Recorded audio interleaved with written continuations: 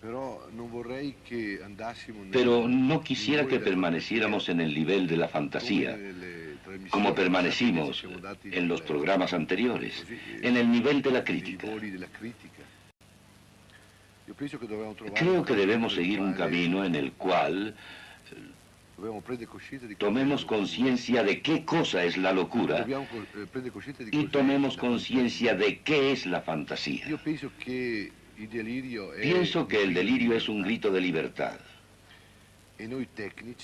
Nosotros, los especialistas, debemos hacer posible que este grito de libertad pueda llevarse a cabo, porque la vida tiene dos componentes, la enfermedad y la salud.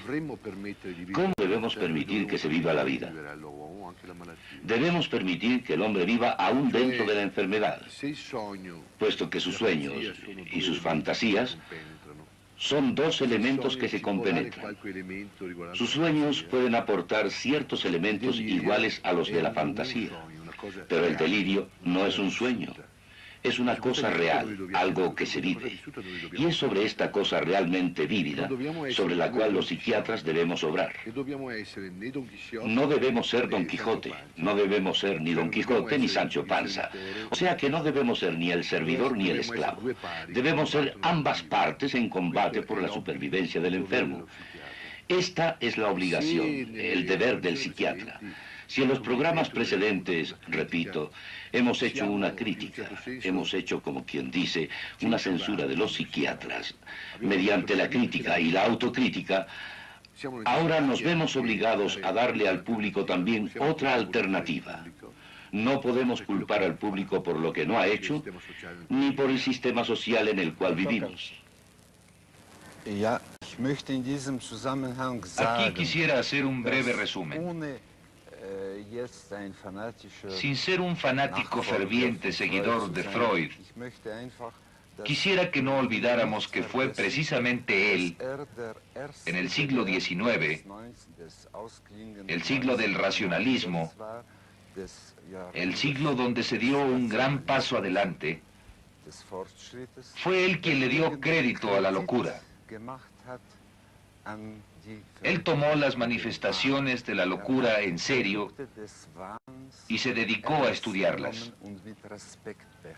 Comparó los sueños de las personas normales con aquellos delirios de las personas enfermas. Trató de penetrar en ellos, pero en vez de asustarse, interpretó en forma racional lo que era irracional. Ese fue un gran adelanto. Y en este sentido, creo que todos nos encontramos sobre los hombros de Freud, lo reconozcamos o no como analista. Hay una creencia muy difundida y quisiera conocer la opinión de ustedes al respecto. ¿Es cierto que los hombres de genio son generalmente locos? Dr. Sass. En mi opinión, aquí también se trata principalmente de un problema de semántica o de lingüística. Me gustaría decir, parte en broma, pero parte en serio, que la diferencia entre un loco y un genio estriba en que el loco es una persona que tiene un sueño del cual no logra convencer a nadie, y el genio es una persona que tiene un sueño y logra que otros estén de acuerdo con él. Es solo un caso de la complicada interacción entre la soledad y la intercomunicación humana. Cuando una persona sueña algo sola, y esta es la única forma en la que se puede soñar, si ese sueño permanece como un acto solitario, como en el caso de Don Quijote, entonces lo llamamos loco. Pero si la persona logra que otros estén de acuerdo con ella, entonces lo llamamos un gran líder religioso, un gran líder político, un gran líder científico, solo porque hay quienes lo sigan. Pero quisiera añadir lo siguiente, que esta es solo una diferenciación empírica entre la locura y el genio. Es solo una valorización social. Aquí surge otro aspecto del que hemos hablado y sobre el que estoy de acuerdo, y ese es que los psiquiatras pueden contribuir a esta creatividad y liberación del hombre, de ese soñador, Pero el problema se encuentra en que cuando la gente tiene éxito en algún ramo, sea el que fuere, religión, negocios, psicoanálisis, inmediatamente se organiza. Y no son los individuos los que se corrompen. Ya hablamos en los programas anteriores sobre la conducta de los psiquiatras. Yo no traté de criticar a los psiquiatras individualmente. Son las organizaciones. Y esta es una ley de la vida. Las que se convierten en una fuerza de opresión, sean organizaciones religiosas, psiquiátricas, legales o lo que sea. La gente debe cuidarse de esto. Doctor Pérez Toledo. Yo creo que se podría explicar a la conducta normal, digamos, en cuanto a la pregunta que hizo usted sobre si un genio se parece a un loco. En función de la integración de un área clínica de la locura, que es el pensamiento, es una parte que se altera en el esquizofrénico, es el área del pensamiento. Yo pienso que en el individuo normal el pensamiento está perfectamente bien integrado, perfectamente bien coordinado con los estímulos del ambiente y en función de eso trabaja. Cuando hay alguna ligera desintegración en el pensamiento, sutil, que no sea franca por supuesto, porque entonces la consecuencia sería una esquizofrenia, entonces puede ser que la gente que porte esta sutil alteración en el funcionamiento del pensamiento resulte un genio. En ese sentido, podría hacerse una comparación muy burda entre un genio y un loco, pero solamente en ese sentido, muy figurado.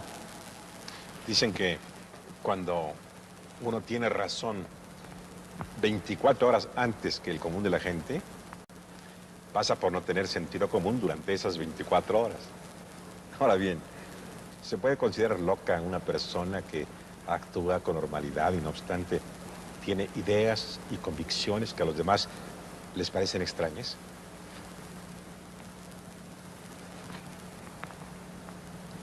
Un innovador, un hombre valiente, que pesa con una audacia que no corresponde al común denominador del pensamiento de los demás. Se adelanta a su tiempo. Doctor Sers. Aquí otra vez no tenemos que especular. La historia reciente está llena de ejemplos muy dramáticos. El que a mí me gusta más es el de un gran obstetra húngaro, Semmelweis, quien descubrió, antes de que se descubrieran las bacterias, que la fiebre puerperal era causada por las manos sucias de las parteras. La teoría en esa época era que la fiebre puerperal era causada por los vientos cálidos. Cuando le anunció su descubrimiento a los científicos, lo expulsaron de Viena. Regresó a Budapest y por fin se le encerró en un manicomio donde lo mataron los celadores. Fue su mujer la que lo mandó confinar porque ella, tanto como sus colegas, creyeron que estaba loco por haber dicho que eran los médicos los que causaban la fiebre puerperal. 20 años más tarde, cuando Sir Joseph Lister descubrió la causa bacterial de esta enfermedad, se exoneró a Semmelweis. Hay ejemplos sin fin de esto.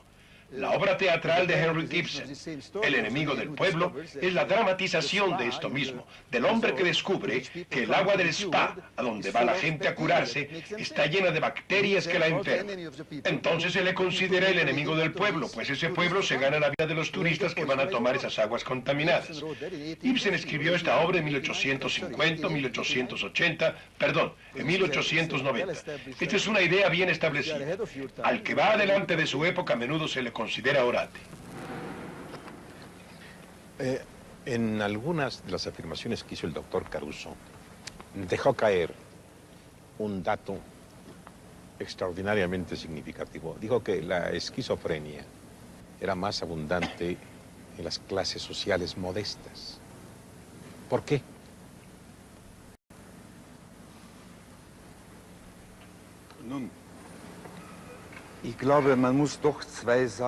Muy bien. Creo que aquí debemos diferenciar dos cosas.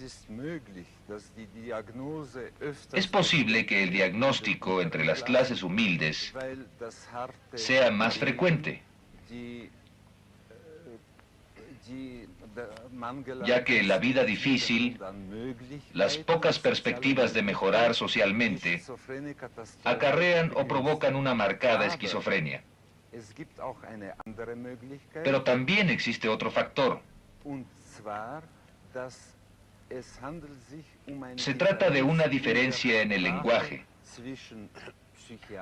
entre psiquiatras cuando tienen pláticas con el paciente primitivo entre comillas, y sus parientes, ya que para el especialista, la persona de clase humilde es menos interesante y menos comprensible. Además, como lo afirmó la doctora Lange, mientras más alto es el estatus del paciente, del enfermo, se emplean terapias mucho más complejas. Psicoterapia, terapia de grupo, terapia familiar, etcétera, etcétera.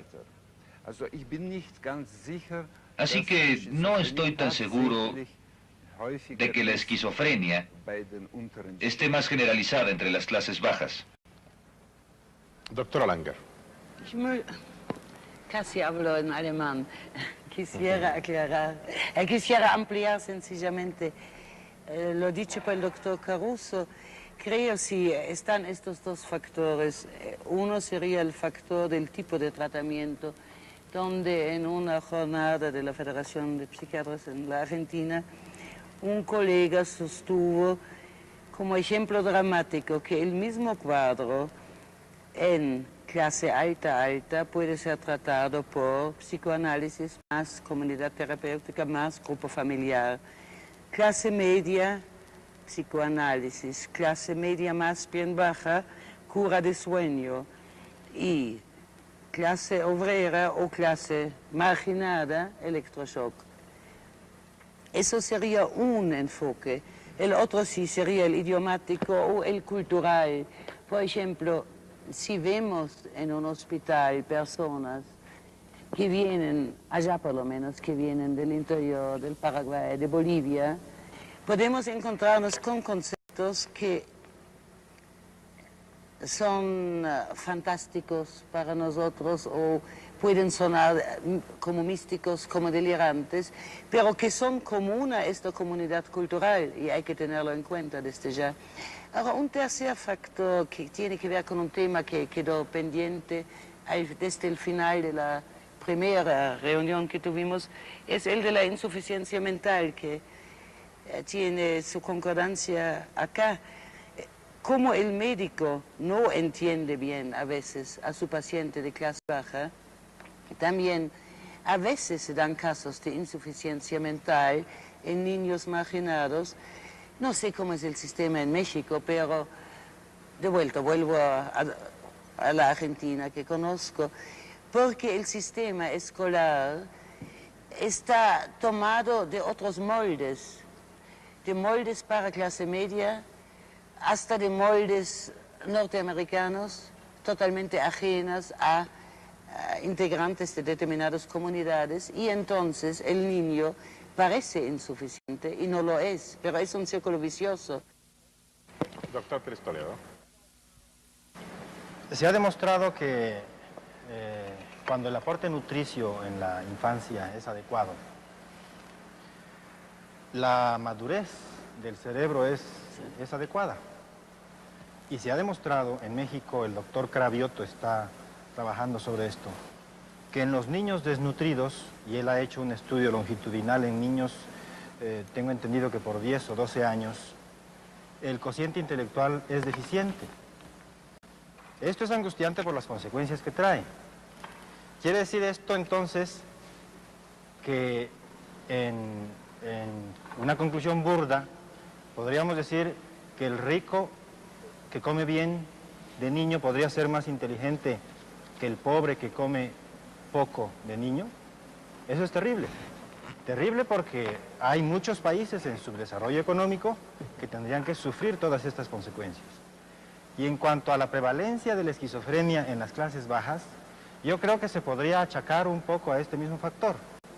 Por cuanto que cuando hay un aporte nutricio deficiente, sobre todo en proteínas, el cerebro madura menos, tiene menos posibilidades de procesar la información del ambiente y cualquier estimulación inadecuada hace que el cerebro tropiece en ese procesamiento y produzca una conducta esquizofrénica o esquizofreniforme, diría yo, como la esquizofrenia. Doctor Calderón. Yo quisiera hacer algunos comentarios. Por ejemplo, la esquizofrenia se presenta más o menos con la misma frecuencia en países con gran desarrollo económico y social que en países primitivos, en poblaciones de desarrollo muy precario. En segundo lugar, que si bien la esquizofrenia sí se presenta o parece presentarse más en las clases económicamente débiles, hay otra psicosis, la psicosis maníaco-depresiva, que por el contrario se presenta más en las clases que están en mejor posición. Por ejemplo, en estudios en el ejército se presenta más entre los oficiales que en la tropa. Proporcionalmente se presenta más entre profesionistas que entre artesanos, en función de porcentual. Y en relación con lo que señalaba de la deficiencia mental, ya el doctor Pérez Toledo señaló el aspecto nutricional. También quisiera yo enfatizar el aspecto de la atención del parto. Sí. En un país con buenos servicios médicos, con buenas posibilidades económicas, el parto se atiende en muchas mejores condiciones. En países como el nuestro, lamentablemente, muchos son atendidos por empíricas y precisamente por eso en la actualidad uno de las inquietudes del gobierno es que ya que no hay suficientes médicos ni suficientes parteras para atender a todos los niños que nacen en estas zonas muy aisladas, por lo menos entrenar a estas empíricas para que lo hagan mejor. ¿Y el alcoholismo propicia la locura? Definitivamente en la clasificación internacional hay varios cuadros psicóticos de trastorno mental determinados por el alcoholismo. Uno de los más conocidos es el delirium tremens, psicosis de Korsakoff, paranoia alcohólica e inclusive un deterioro orgánico después de mucho tiempo de que un individuo consume alcohol. Así es que definitivamente sí. ¿Y la drogadicción? Sí, naturalmente. Digo, esto está perfectamente bien demostrado. Tanto el alcoholismo como la drogadicción producen alteraciones orgánicas cerebrales y esto es lo que determina la producción de la psicosis. Naturalmente que la adicción tenga que tener una historia o una evolución o un tiempo de estarse produciendo para que se produzca la psicosis por un deterioro cerebral. Es decir, y lo grave de esto es que el alcoholismo, por ejemplo, produce un deterioro irreversible, obviamente. Entonces el alcohólico que deja de beber después de determinado tiempo, si ya sufrió un deterioro, no regresa el cerebro a su condición original. Esto es lo terrible. Es decir, ya quedó deteriorado para toda su vida de ahí en adelante. Su atención un instante para nuestro escenario. Este es uno de los más bellos edificios en el corazón del México Viejo. En las calles de Academia 22, junto a Emiliano Zapata. Es un antiquísimo edificio que otrora fue el Hospital del Amor de Dios en épocas de la colonia. Y que al convertirse en sede de la Escuela Nacional de Artes Plásticas, fue objeto de una serie de ampliaciones y modificaciones que lo convirtieron en una original construcción de corte renacentista con una magistral fachada diseñada por uno de sus más distinguidos directores, el arquitecto italiano Javier Cavallari, mismo al que se debe la nivelación general de la Ciudad de México y que hizo fijar en las esquinas el azulejo blanco y azul con la línea de nivel que aún puede encontrarse en las calles del México antiguo. Estamos en la prócer y venerable Academia de San Carlos, que ha contado entre sus ilustres directores a hombres como Manuel Tolsá, José Bernardo Couto, Santiago Rebul, Carlos Lazo, Manuel Toussaint, Diego Rivera, Ignacio Asúnzolo y muchos otros.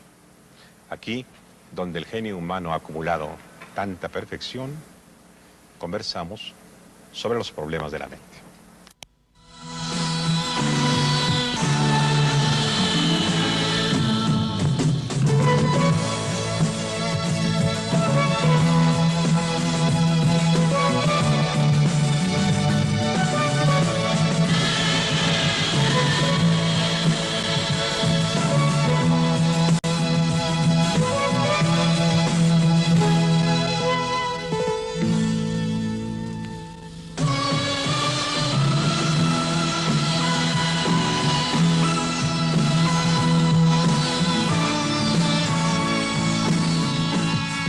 Este programa, que reúne temas y exponentes de interés universal, es una aportación del Instituto Mexicano del Seguro Social para la difusión de la cultura, entendida esta como instrumento básico para una mejor convivencia humana.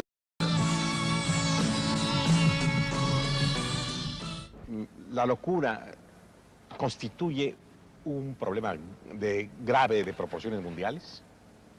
¿De qué magnitud? Doctora Langer. Yo creo no se puede decir en el mundo porque justo difiere de sociedad en sociedad. Por ejemplo, no conozco la China socialista, pero hay un libro de un famoso psiquiatra que falleció hace relativamente poco, de don Gregorio Berman, psiquiatra latinoamericano, que describe el problema de salud mental en China. Y yo diría, como ya se citó el ejemplo de Chile, donde hay una comunidad que lucha muy solidariamente para un solo camino, por un lado se provoca menos psicosis y por otro lado el psicótico es integrado, rehabilitado con mucho más facilidad, porque entra en todo un proceso sumamente solidario. Entonces creo de vuelta que difiere de país a país, como el problema de la adicción a las drogas difiere de país a país. Doctor Calderón. Yo quisiera insistir en algo que mencionamos en uno de los programas anteriores, y es el concepto moderno de salud mental comunitaria. Dije entonces que la tendencia es a prevenir y no a curar. En todas las ramas de la medicina está demostrado que sale más barato prevenir que curar. Y como hemos mencionado, si tenemos una sociedad enferma, la prevención debe ir directamente a la sociedad, directamente a la comunidad.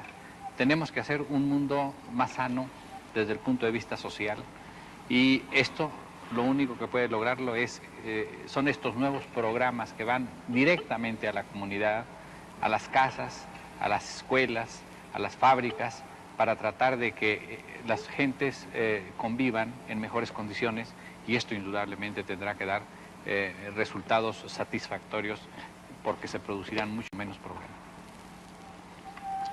Doctor Bassalo. Estoy de acuerdo con el doctor Calderón en que es necesario cierto tipo de prevención, ya que lo importante no es curar la enfermedad, sino conservar la salud. Esto es de suma importancia y es el deber del médico. Pero en el mismo momento en que elaboramos programas para este fin, la prevención y conservación de la salud, debemos también modificar la sociedad, porque la sociedad y el sistema social son enajenantes. Me refiero a lo que decía la doctora Langer, a propósito del libro de un amigo mutuo que murió hace poco, el doctor Bergman. Él tomaba como ejemplo el problema de la prevención de la enfermedad en China. Me gustaría que estuviera en este programa también mi esposa, que colabora conmigo y que ha estado en China y ha visto la situación real allá. China tiene manicomios, tiene especialistas, tiene médicos psiquiatras, pero son personas que socorren al enfermo. En China impera también otro aspecto muy importante. No tiene tendencia a marginar como lo hace nuestra sociedad.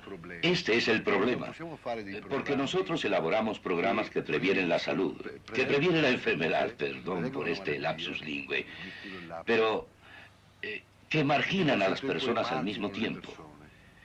Esta contradicción es prácticamente creada por los especialistas, y luego esos especialistas tienen que curar la marginación. ¿Y qué piensan ustedes de la actitud de algunos gobiernos totalitarios que ante la rebeldía de algunos hombres de pensamiento los recluyen en sanatorios para someterlos a tratamiento psiquiátrico? Doctor Bassalo. La pregunta me estimula.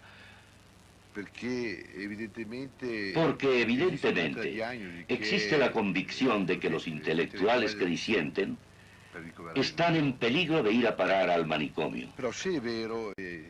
La verdad es que a algunas personas en la Unión Soviética se les ha encerrado en el manicomio por no pensar como el gobierno imperante. Esto ha provocado una protesta mundial, el hecho de que a los intelectuales, a los hombres de genio, se les encierre en manicomios. Lo que no me explico es por qué no se le da la misma publicidad a todos los casos de personas a quienes se confina en manicomios por ser rebeldes. Perché sono di ribelli. Doctor Caruso.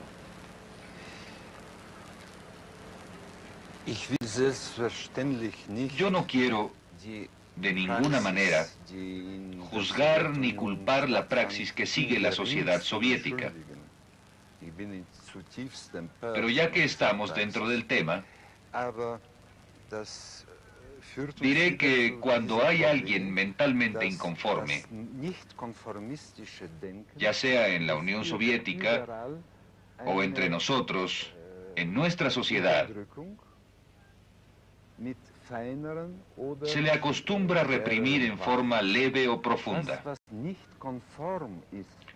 Esta represión tiende a provocar actos criminales y enfermedades mentales. Y precisamente por eso, creo que debemos tratar con respeto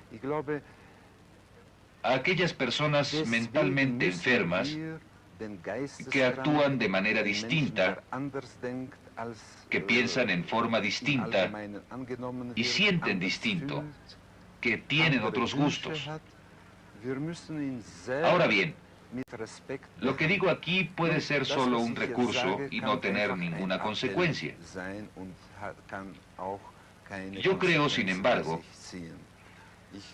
que se debe confiar en el psiquiatra. El psiquiatra debe contar con la confianza de la sociedad. Debe ser muy abierto en su trato con los enfermos y con los rebeldes. E inclusive debe tratar de aprender de ellos. Si no lo hace, entonces el conformismo aparecerá de nuevo en la psiquiatría. Señores, y las leyes actuales, las leyes que rigen el trato con los enfermos mentales, ¿son las adecuadas?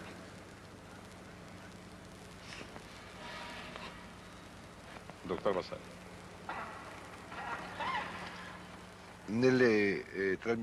En los programas precedentes me referí justamente al origen de las leyes. Las leyes de la psiquiatría nacen con el nacimiento de la psiquiatría misma.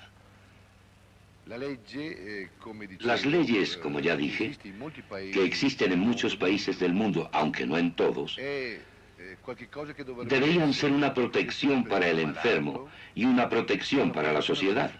Sin embargo, la ley se transforma siempre en una protección para la sociedad y jamás para el enfermo. Hay una cosa en la que insiste mucho el doctor Saas y que me parece sumamente justa, aun cuando después surjan contradicciones en las cuales no nos podamos poner de acuerdo. Y esa es que la ley crea dos tipos de enfermos, el paciente voluntario y el paciente involuntario. El paciente voluntario puede curarse porque él lo desea, y la ley está de su parte. Hablo de los enfermos de los hospitales generales, por ejemplo. En cambio, al paciente involuntario se le recluye porque puede dañar a la sociedad. Se trata de una especie de interno en un hospital que está sujeto exclusivamente a la voluntad del médico, puesto que es el médico el que determina quién está bien y quién está mal. Esto nos lleva irremediablemente a una situación de coacción de la persona, que es una situación extremadamente dañina. Existen los manicomios y una persona no puede entrar ni salir de ellos voluntariamente porque la ley se lo prohíbe. Es como si estuviera preso. Una persona está sujeta a la voluntad del médico porque el médico representa la ley y no la ciencia. Aquí vemos cómo la ciencia está sujeta a la ley y no la ley a la ciencia. Así podemos ver cómo el caso se convierte en política y cómo el médico puede hacer con el enfermo lo que quiera. Hoy decide de un modo, mañana de otro. Doctor Pérez Toledo. Me está inquietando desde hace rato la posición del doctor Bassaglia. Él parece que está preocupado de que la clase burguesa, la clase acomodada, reciba un tipo de atención psiquiátrica y la clase humilde, económicamente humilde, reciba otro tipo de segunda, digamos, de atención psiquiátrica. Me inquieta porque esto en México no lo vivimos. Aquí el Estado está muy preocupado por la atención psiquiátrica a las clases humildes. Y yo me atrevería a afirmar que en México la clase humilde está mejor atendida desde el punto de vista psiquiátrico a través de las instituciones del Estado o paraestatales que la propia clase acomodada, que recurre más bien a los tipos de tratamiento dinámicos, al psicoanálisis. De modo que eso en México no existe. Por eso me estaba inquietando y quería hacer esta aclaración. Ahora, otra cosa que me desconcierta de la posición del doctor Bassaglia es que parece que está criticando demasiado a la costumbre, por decirlo así, de recluir a los enfermos psiquiátricos en un hospital. Siendo él director de un hospital, yo no sé, yo le pregunto, ¿cuál es su actitud terapéutica frente a un caso de psicosis, por ejemplo? ¿Y usted contestar, doctor? Me da mucho gusto escuchar que México ha resuelto su problema psiquiátrico. O sea, que ha resuelto el problema de dar una asistencia psiquiátrica igualitaria. Me da gran placer saberlo.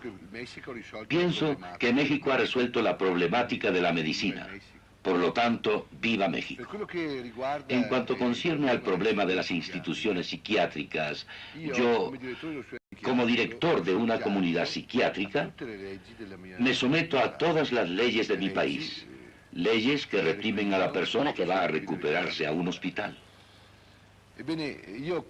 Sin embargo, yo me opongo al uso de la represión, basándome en las mismas leyes, porque, como repito, la ley tiene dos caminos. Un camino para liberar al hombre y otro para reprimir al hombre. Por ejemplo, ya que usted me hizo la pregunta, le respondo que mi hospital está totalmente abierto. Los enfermos pueden entrar y salir. Porque en el momento en que se responsabiliza al loco, resulta que el loco está menos loco de lo que podía imaginarse. El loco responsabilizado tiene una relación distinta, una relación de dependencia de la coacción. El loco, cuando sabe que puede salir, puede liberar un poder terapéutico hacia otros locos, puesto que sabe que se ha convertido en un ser humano. Este no es un descubrimiento mío, es un descubrimiento del pragmatismo inglés, un descubrimiento de la comunidad terapéutica, en la cual los individuos pueden servirse del poder terapéutico de otros en beneficio propio. Entonces no se sabe quién es el que cura y quién es al que curan. Si usted entra en la comunidad terapéutica, fácilmente confunde al médico con el enfermo, porque el enfermo se rehabilita, tiene otra relación con los demás. El enfermo resulta ser libre, ya no está bajo coacción. Esta situación es una situación de rehabilitación recíproca, tanto para el médico como para el enfermo. Y ya que estamos en el tema, en términos generales, digo en términos generales porque la situación cambia en cada país, ¿las instituciones psiquiátricas modernas son las adecuadas? Yo creo que el doctor Bassaglia acaba de exponer los diferentes criterios. Me extrañó mucho cuando el doctor Pérez Toledo dijo la clase obrera acá es mejor atendida justamente porque no recurre a psicoterapia, y ahí chocan, creo, nuestros conceptos, porque la clase media recurre a psicoanálisis, psicoterapia, etc. Creo que ahí hay dos enfoques muy diferentes. Uno sería el de comunidad terapéutica, el que expuso ahora el doctor Basaglia, la institución abierta, la institución donde el paciente va a trabajar, la institución que intenta por lo menos ser lo más democrática posible, aunque siempre existirá la diferencia que el médico a la noche sale y va a su casa y el enfermo no, o no, porque tú te pasas días y noches ahí, porque justo es un director de hospital muy apasionado y tiene un libro muy, muy lindo publicado al respecto. Bueno, tiene varios, pero uno en especial. Y una institución en la cual uno intenta dar el mínimo de drogas y el máximo de comprensión. Y está el otro enfoque de tratamiento donde se trata con más rapidez, tal vez a veces es cierto, pero donde se trata con un máximo de psicofármacos, con shock más o menos, y un mínimo de psicoterapia. ¿Y qué significa psicoterapia? Hablo ahora no si es análisis o no es análisis, sino psicoterapia significa entender el delirio para entender el conflicto que enfermó. Y droga o shock significa reprimir o tapar el delirio y entonces no llegar a la comprensión. Y yo creo que esa es la diferencia fundamental. Aclarar una situación que no me expliqué para la doctora Langer. Yo dije que en México la clase económicamente humilde podría en algún momento estar mejor atendida desde el punto de vista psiquiátrico por las instituciones oficiales o paraoficiales que existen. No quise decir que en estas instituciones no se utilicen, por ejemplo, la psicoterapia. Se recurren a todos los métodos, excepto el psicoanálisis. Y yo dije que la clase acomodada en México está atendida más bien por sus recursos económicos con el psicoanalista. Pero reitero la ventaja institucional de que se utilicen todos los recursos terapéuticos, excepto el psicoanálisis, porque no es funcional desde el punto de vista institucional. El psicoanalista tendría que utilizar 50 minutos para cada paciente y entonces un médico que trabaja 8 horas en una institución vería 8 pacientes, lo que es Doctor Sass. Solo quiero hacer un breve comentario porque ya di mi opinión sobre este tema en los programas anteriores. Pero quisiera repetir que yo, en lo personal, me opongo terminantemente a cualquier clase de psiquiatría involuntaria, sobre todo tratándose de hospitalización. Y si pudiéramos ponernos de acuerdo en esto, se resolverían todos los problemas de carácter político, etc. Si no hubiera hospitalización involuntaria, no podrían recluir a nadie por la fuerza. El primer punto que quisiera mencionar es que ha habido mucha discusión en estos programas sobre todas las clases de tratamiento que se le da a la gente. Y no quiero hacer comentarios al respecto, pero quiero introducir un concepto que para mí es elemental, puesto que a mí me interesa mucho más la libertad humana que la psiquiatría. Y eso no es si una persona recibe tal o cual tratamiento, sino el aclarar si el individuo tiene o no el derecho calificado de rechazar el tratamiento, de rechazar al psiquiatra, de decir no lo quiero a usted, usted no es mi médico, este no es mi hospital, déjenme en paz. ¿Tiene o no el individuo ese derecho? Pues hasta que no tenga ese derecho, la psiquiatría no servirá de nada. Doctor Verón, muy breve. Sí, yo quería decir un poco lo mismo, tal vez en otros términos que lo que acaba de decir el doctor Sass. Sobre su pregunta acerca de si las instituciones psiquiátricas actuales son buenas o no, yo creo que de alguna manera en el curso de la discusión aparecieron ciertos criterios. Yo diría en términos generales, y retomando un poco también algunas cosas que dijo el doctor Basaglia, toda institución psiquiátrica, sea cual fuere su fundamento terapéutico, etc., que esté centrada en el tratamiento de la enfermedad como control, debe desaparecer. Existen otras alternativas, este es el problema que aparece. Existe la alternativa de una institución orientada, como decía el doctor Basarri, hacia la liberación del enfermo mental, y ahí es donde uno entra en contradicción. Y esa es la contradicción que creo que todos vivimos y hay que hacerla bien clara. Porque esa institución, a su vez, está dentro de una sociedad. Digamos, y yo creo que no hay que hacer las cosas fáciles, digamos. Y hay que poner bien en claro que cualquier persona que rechace el criterio del control y que esté en una institución psiquiátrica está no solo en contradicción consigo mismo, sino en contradicción con el contexto que lo rodea. Y es en ese momento, creo yo, donde esta cuestión ya supera totalmente la psiquiatría y se transforma en un problema político. Intervengo porque quiero agregar algo. Resumiendo lo que decía Szasz y lo que decía Verón, el problema del manejo del manicomio debe ser contradictorio, porque si no es contradictorio, o es todo tolerancia o es todo violencia. La violencia y la tolerancia son dos cosas que debemos eliminar, porque la tolerancia lleva a una violencia enmascarada, y la violencia es violencia en sí. La institución que yo respaldo es una institución en la cual el paciente puede entrar y salir, y en la cual puede tener una relación de reciprocidad con el médico. El paciente debe tener alternativas. El médico debe tomar el riesgo de la libertad que le da al enfermo y viceversa. De esto se trata la libertad, porque no puede ser una libertad regalada. La libertad debe ser una opción recíproca. Como dice el doctor Szasz, si el enfermo no quiere algo, debe saber, al igual que el médico, por qué no quiere ese algo. Esta reciprocidad es el fulcro, el foco de la vida. Porque si no hay libertad habrá solo control, solo violencia, solo tortura y solo muerte.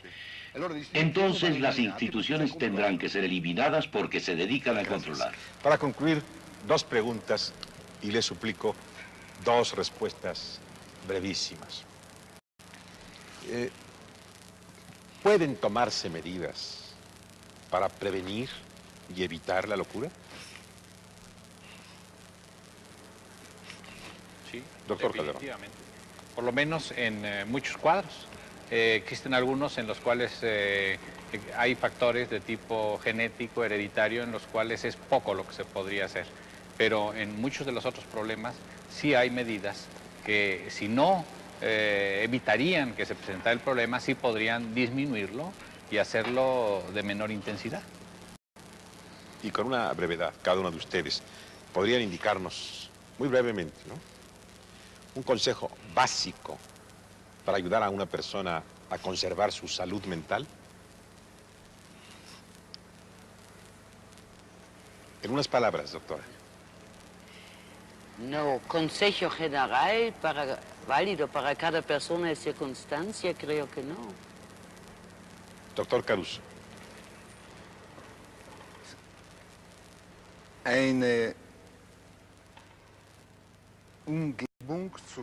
Tratar de lograr un ambiente que proporcione un máximo de afecto tanto a los adultos como a los niños. Esta es la mejor prescripción contra las enfermedades mentales. Doctor Pérez Toledo. Hacer un poco de subversión y no caer dentro de esta vorágine capitalista que ha entronizado un patrón de valores económicos. Doctor Szasz.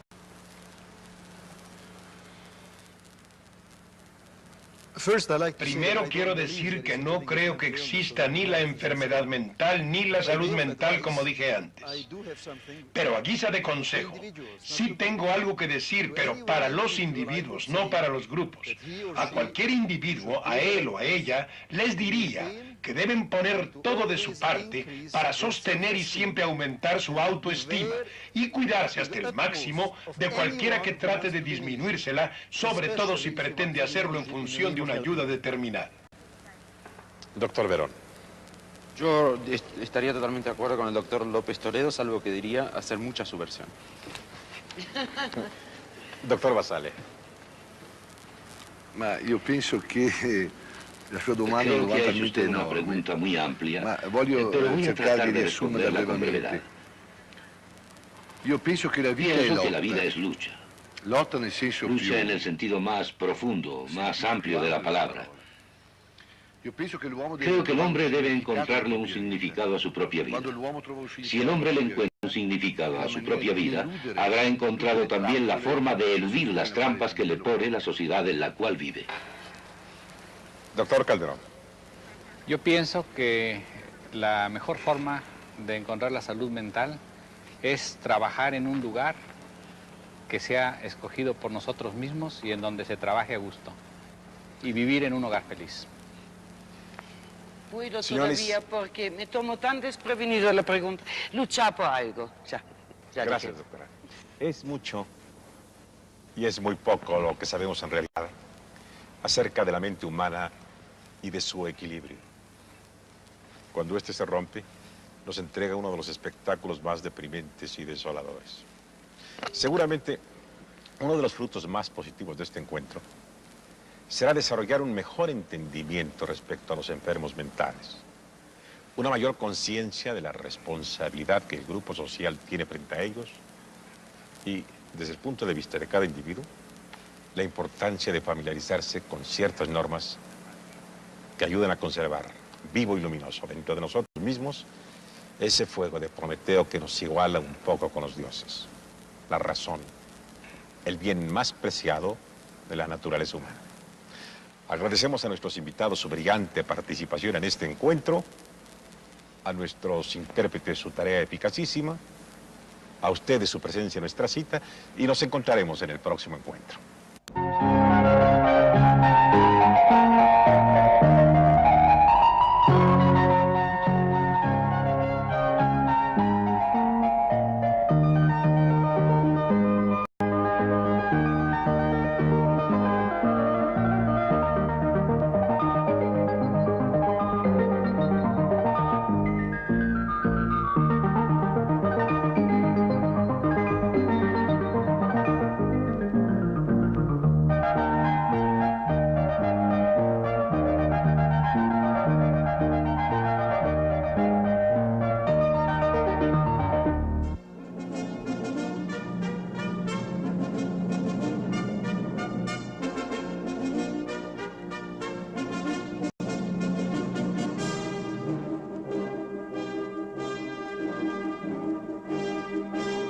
Televisa, bajo el patrocinio del Instituto Mexicano del Seguro Social,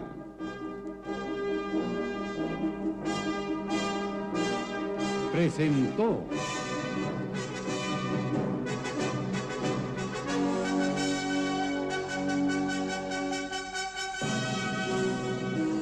Encuentro, un programa que reúne en nuestro país temas y exponentes de interés universal.